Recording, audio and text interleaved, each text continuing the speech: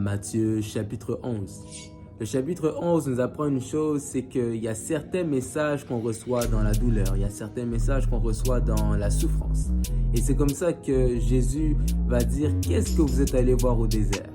Un homme qui porte des beaux habits, il dit non. Les hommes qui portent des beaux habits et des perles, des choses précieuses se trouvent dans les maisons des rois. Mais qu'est-ce que vous êtes allé voir au désert? Un prophète, oui, vous dis-je, de manière à dire qu'à chaque fois que tu rentres dans le désert, c'est parce que Dieu veut te montrer quelque chose, Dieu veut t'apprendre quelque chose.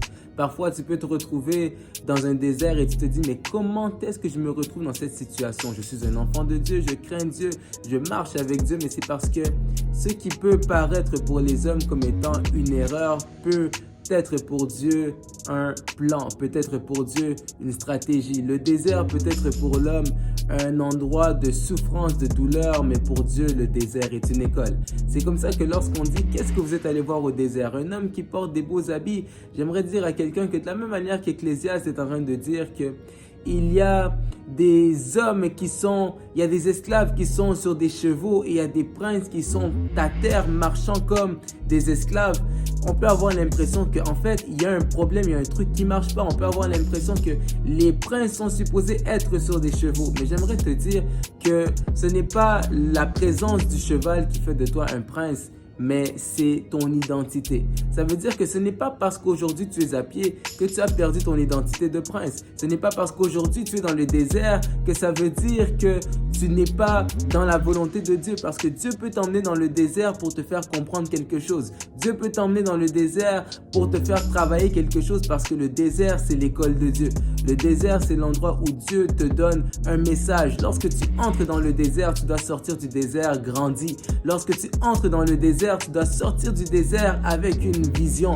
Lorsque tu entres dans le désert, tu dois sortir du désert avec des messages. C'est comme ça qu'il dit, qu'est-ce que vous êtes allé voir dans le désert? Un prophète, oui, vous dis-je, les prophètes, lorsque vous les rencontrez, ils ont des messages, ils vont parler de la part de Dieu. Dieu les a montré quelque chose. Et c'est comme ça que lorsque tu rentres dans le désert, tu dois aller voir le Seigneur qui va te montrer quelque chose. Lorsque tu rentres dans le désert, tu dois t'attendre à Dieu qui va te montrer quelque chose. Tu dois t'attendre à recevoir un message. Tu dois t'attendre à recevoir une vision. Lorsque tu es dans le désert, Dieu n'est pas là pour te détruire, mais Dieu est là pour te construire. Lorsqu'on va plus bas, la Bible nous dit que venez à moi, vous toutes qui êtes chargés et fatigués, et je vous donnerai du repos. Si tu es chargé, si tu es fatigué, tu sens que la pression est lourde sur toi, tu ne sais plus quoi faire, il dit, prenez mon joug.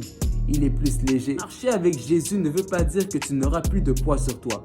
Mais marcher avec Jésus veut simplement dire que le poids qui était sur toi, Jésus le porte maintenant et il te donne un poids, il te donne un fardeau, un joug que tu seras capable de supporter. Alors ne lâche pas, n'arrête pas de foncer. Ce n'est pas parce qu'aujourd'hui tu es dans le désert que tu vas mourir dans le désert, mais entre dans le désert et cherche à comprendre qu'est-ce que Dieu essaye de te montrer. Alors même si tu es fatigué, ne lâche pas.